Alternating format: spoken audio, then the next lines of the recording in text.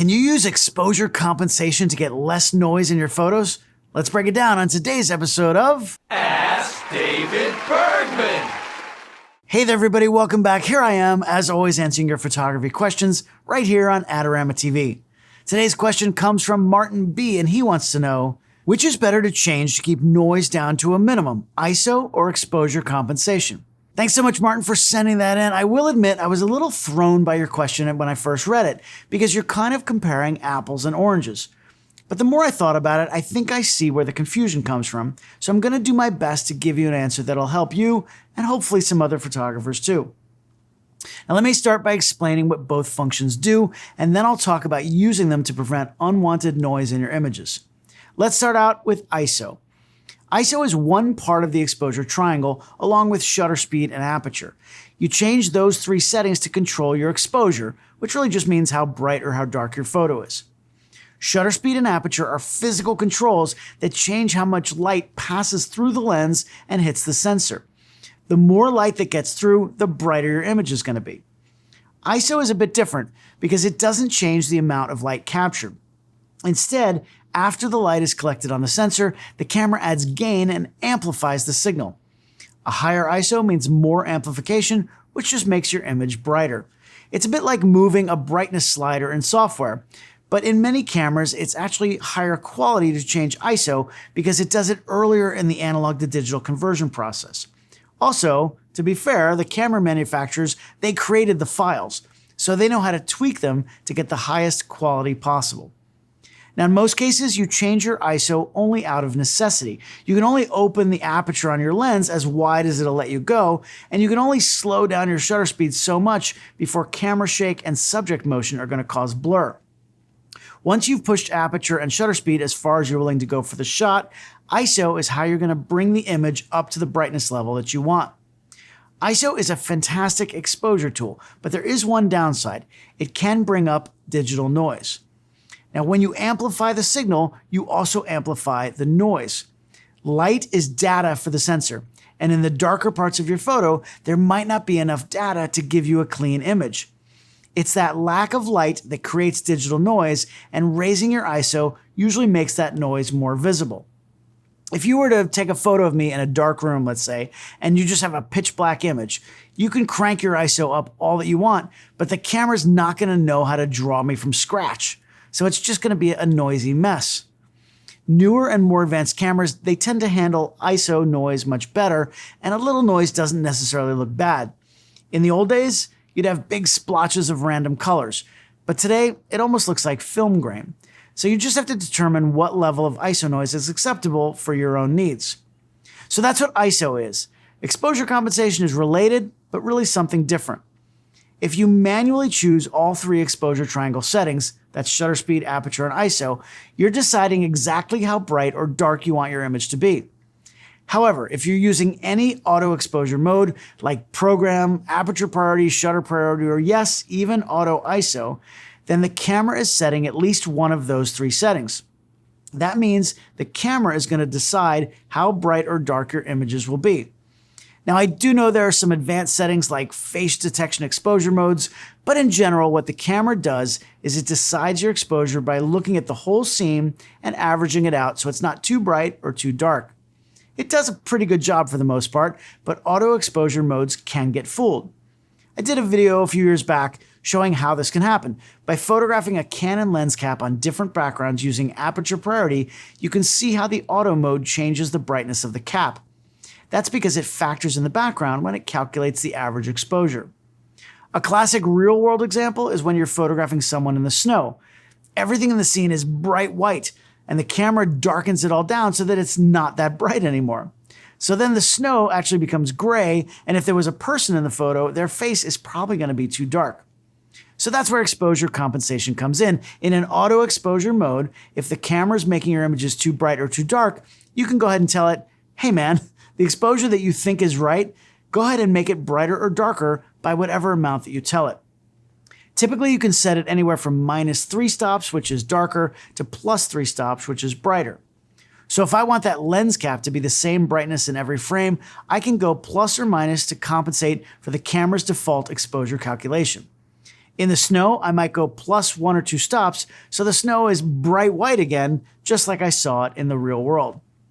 Now, exposure compensation isn't only to make things look normal. You might also have a photographic style, let's say, that leans brighter or darker. Maybe you're a wedding photographer and you like your photos to be bright and punchy. If you shoot in auto anything, you can set your exposure compensation on the plus side so that all of your images are brighter than average. Or maybe, let's say you're an art photographer who likes everything to be dark and moody. Then you can set it for minus compensation so everything is darker than average. This is totally a creative decision and it's up to you as the photographer. By the way, if you shoot full manual, meaning that you set all 3 exposure triangle settings yourself, including ISO, then exposure compensation has no effect on your image. The purpose of it is only to compensate for a decision that your camera is making. Hey, quick sidebar, if you've got a photography question you want me to answer, you know what to do. Just go to askdavidbergman.com and submit that form on the site. If you want to keep up with everything I'm doing, thedavidbergman.com has links to all of my socials, my free email list, a ton of educational videos, and a few discount and affiliate links. And if you're enjoying this video, I'd appreciate you hitting that like button, subscribe to Adorama's YouTube channel, and tap that bell icon for notifications. It really does help us keep making free photography content for you every single week. Okay, so now back to Martin's question about which is better to keep noise down, ISO or exposure compensation. As I've explained, these are different types of settings.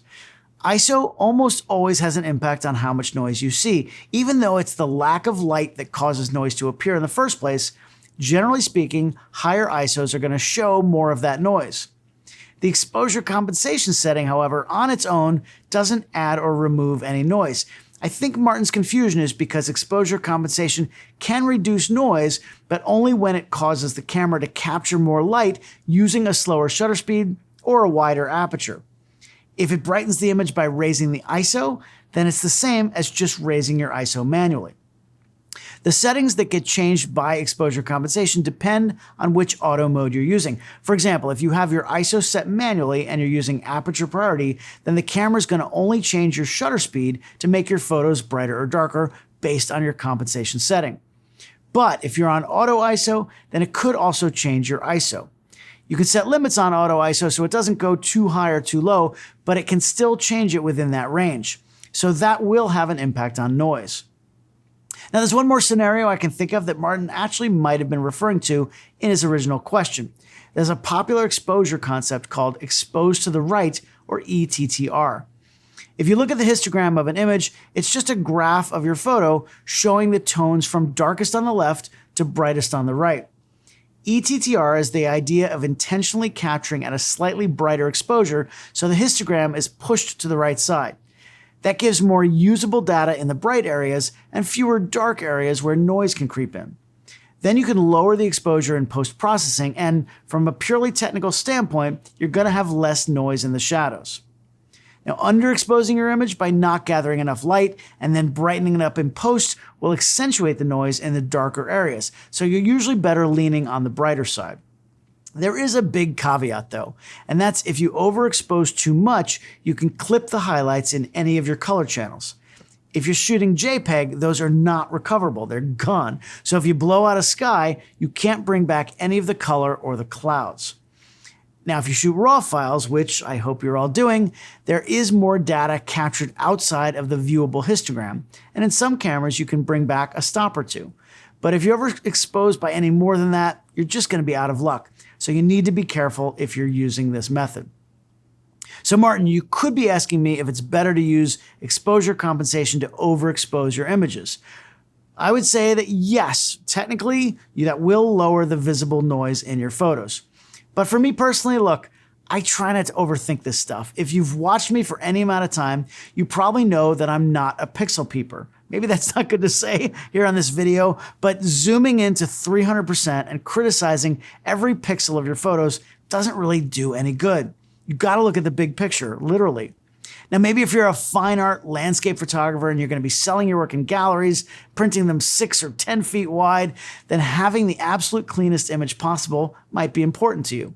But for the other 99.9% of us, shooting portraits, weddings, journalism, sports, concerts, whatever it is that you're shooting, the risk of clipping highlights and losing the shot outweighs any small quality gain.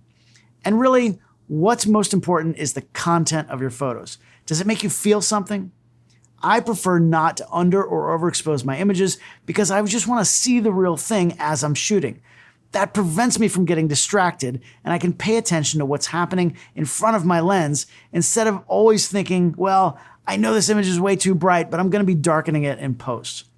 And if a little ISO noise really bothers you, then we've got some great AI noise reduction tools to clean that up if you want to. So Martyn, I hope that answers your question. What do you all think? How much do you care about ISO noise in your images? Do you overexpose your photos to keep the noise down? Let me know in the comments below. And while you're clicking around, check out the video above where I talk about auto ISO.